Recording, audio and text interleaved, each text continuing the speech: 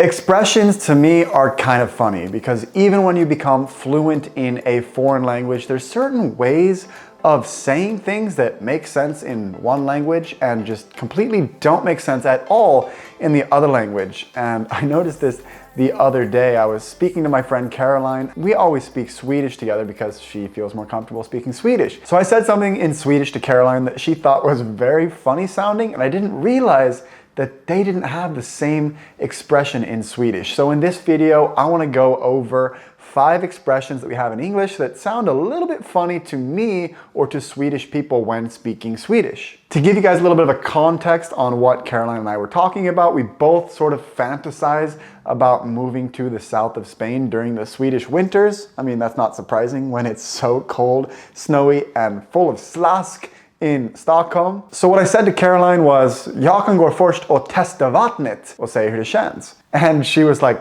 testa vattnet? In English, you can say, test the water if someone wants to go in and test something out.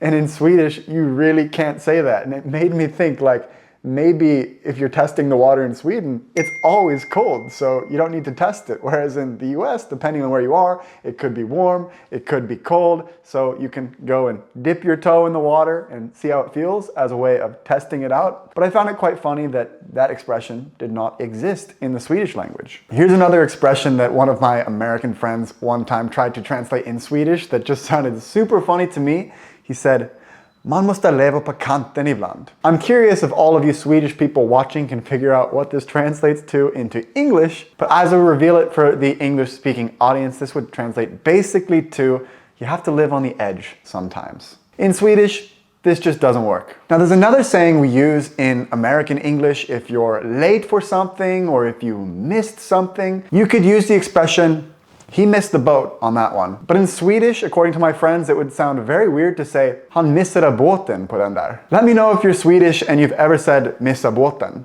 or if you think that would be weird if someone said that to you. Out of the 5 expressions I have on this list, this one I'm pretty sure you can say in Swedish because I feel like I've heard Swedish people say this before, and that is på bollen. In a full sentence, you could say something like, hon är på bollen. And in English, this would be, she is on the ball. Someone that is on top of things, they got things taken care of, and they're really making things happen. If that sounds weird, let me know, because if not, I'm going to continue saying på bollen in Swedish. And the last saying I want to mention in this video really confused my friend Caroline when I said the sentence in Swedish. And I basically said to her, jag är lite under vädret just nu. Translated to English, this would be the equivalent of saying, I feel very under the weather right now. Jag mår lite under vädret just nu. I'm pretty sure you cannot say this in Swedish because Caroline was very confused, but basically what this means in English, if you're feeling under the weather, it means that you're feeling a little bit sick or a little bit ill. But I'm curious if you guys have an expression in Swedish that's similar to this that you use for feeling ill.